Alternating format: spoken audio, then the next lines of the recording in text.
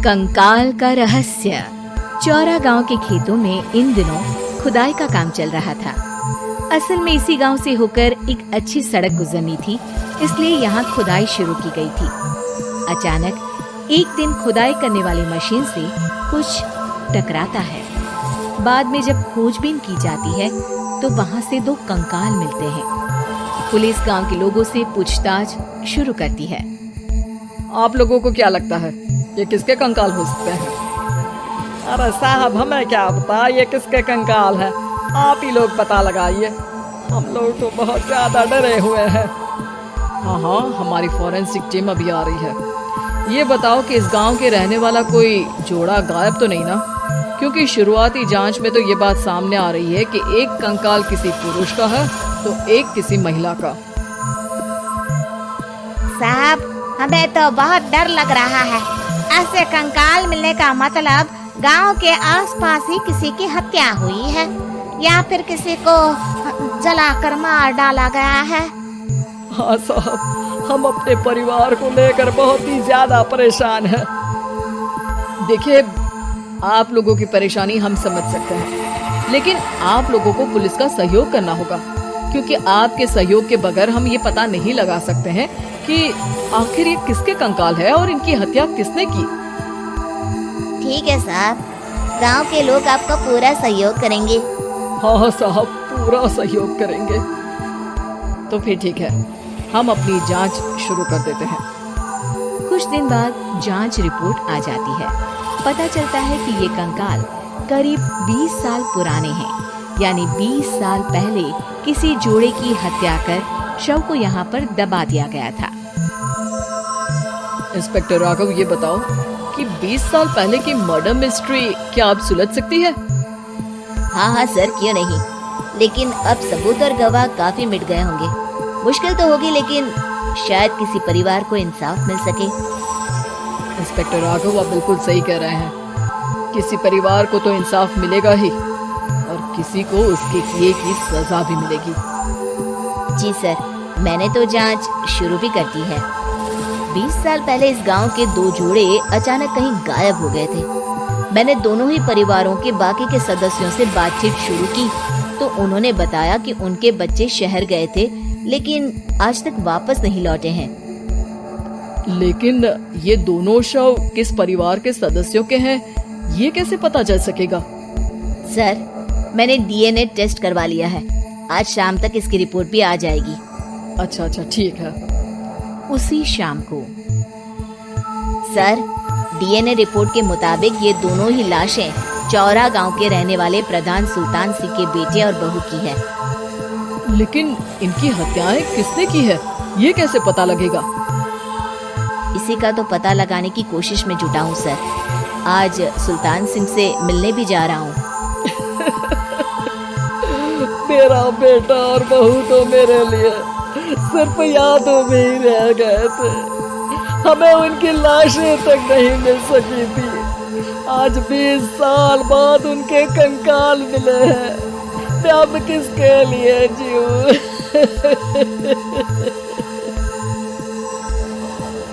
लेकिन सर, क्या आपकी किसी से कोई दुश्मनी थी? अपने बेटे बहू की हत्या के लिए आप किसे जिम्मेदार मान रहे हैं? अब मैं किसका नाम बोलूं? मेरी तो किसी से दुश्मनी नहीं थी, बस मेरे बेटे बहू को कोई वापस ला पाता।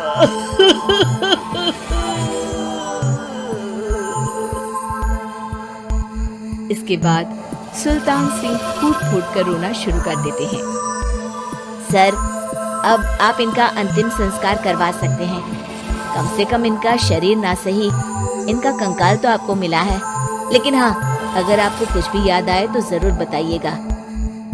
मेरी तो बेटा अब उम्र हो गई है, लेकिन मेरे बेटे और बहू के हत्यारों का जरूर पता लगाइएगा, क्योंकि जब तक हत्यारे पकड़े नहीं जाएंगे मेरा मन नहीं मानेगा। सर, हमारी पूरी कोशिश रहेगी हत्यारे को पकड़ने की। लेकिन एक बात बताइए, उस वक्त आपको किस पर शक गया था? उस वक्त मेरे एक ड्राइवर को पकड़ा गया था, लेकिन सबूतों के अभाव में उसे छोड़ दिया गया था। अच्छा, और ड्राइवर पर कैसे शक हुआ था? क्योंकि उस दिन ड्राइवर छुट्टी पर था। उस समय लेकिन लाश क्यों नहीं मिल सकी थी? उस वक्त पुलिस ने बहुत कोशिश की थी, लेकिन दोनों की डेड बॉडी नहीं मिल सकी थी। ठीक है, हमारी तफ्तीश चल रही है, मैं फिर आऊंगा। इसके बाद इंस्पेक्टर वहां से चला जाता है और सुल्तान सिंह अपने बेटे और बहू की याद में खो जाते हैं। कुछ दिन बाद सुल्तान सर, एक बात बताइए, जब आपके बेटे बहू की हत्या हुई थी, उसी के आसपास आपके ही गांव का रहने वाला एक और जोड़ा उसी वक्त गायब हो गया था ना? हाँ सर, अलका और अभिषेक, वो भी मेरे बच्चों जैसे ही थे। तो फिर वो कहाँ है? उनका भी आज तक पता नहीं चल सका, लेकिन बताते हैं कि कुछ साल पहले अभिषेक को गांव के ही किसी आदमी ने मुंबई में देखा था, लेकिन फिर वो गायब हो गया। यानी अभिषेक और अलका की हत्या नहीं हुई थी, बल्कि उन्होंने किसी वजह से खुद ही गांव छोड़ दिया था। हाँ, हो सकता है, क्योंकि अभिषेक मेरे बेटे संतोष का अच्छा दोस्त था और उसका मेरे घर भी आना जाना लगा रहता था। हो सकता है कि उसने मेरे बेटे और बहू के बारे में सुन लिया हो और ये गांव छोड़ दिया हो सकता है। उनके परिवार का कोई अब नहीं रहता क्या इस गांव में? अब तो कोई नहीं रहता। एक चाचा थे, लेकिन उन्होंने भी अपना पुश्तैनी मकान बेच दिया है। वो भी अब कहीं शहर में ही बस गए हैं। ओह, अभिषेक और अलका के बारे में भी पता लगाना होगा। हो सकता है कि वही इस हत्या के बारे में कुछ बता सके। हो तो सकता है, लेकिन वो बेचारे तो खुद ही वक्त के मारे थे, वो क्या बताएंगे। फिर भी सर, जब केस दोबारा खुला है तो जांच तो करनी ही पड़ेगी, और इस बार तो लाशें भी बरामद हुई है। कुछ दिन तक लगातार तफ्तीश चलती रही। एक दिन थाने से सुल्तान सिंह को फोन आता है। हाँ, कौन बोल रहा है? सर, मैं कांस्टेबल तुलाराम बोल रहा हूँ थाने से। आपको थाने आना पड़ेगा। थाने? लेकिन क्यों? सर, किसी की पहचान करवानी है। अच्छा ठीक है, मैं दोपहर तक पहुंचता हूँ। सुल्तान सिंह दोपहर में थाने पहुंचता है। कई पुलिस के अधिकारी वहां मौजूद रहते हैं। सर, आपके बेटे की हत्या का रहस्य आज शायद सुलझ जाए। अच्छा इंस्पेक्टर राघव, पर वो कैसे? सर, उस आदमी को देखिए, क्या वही अभिषेक है? सुल्तान सिंह की आंखों में हैरानी से आंसू आ जाते हैं। हाँ सर, यही अभिषेक है। ये आपको कहाँ से मिला?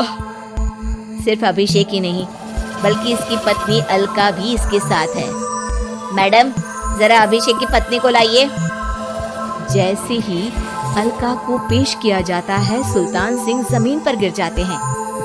सुल्तान सर, क्या हुआ आपको? आप अलका को देखकर गिर क्यों गए? सुल्तान सिंह सर पकड़कर बैठ जाते हैं। ये अलका नहीं, बल्कि ये तो मेरी बहू रितु है। पूरा थाना एक दूसरे का मुंह देखने लगता है। क्या? इसके बाद हर किसी को दो कंकाल और हत्या का रहस्य समझ में आ गया। अभिषेक और रितु ने मिलकर संतोष और अलका की हत्या की थी और लाश को जमीन के नीचे दबा दिया था। आज 20 साल बाद इस हत्या का रहस्य खुल सका था कि अवैध प्रेम संबंध में दो मासूमों की जान गई थी।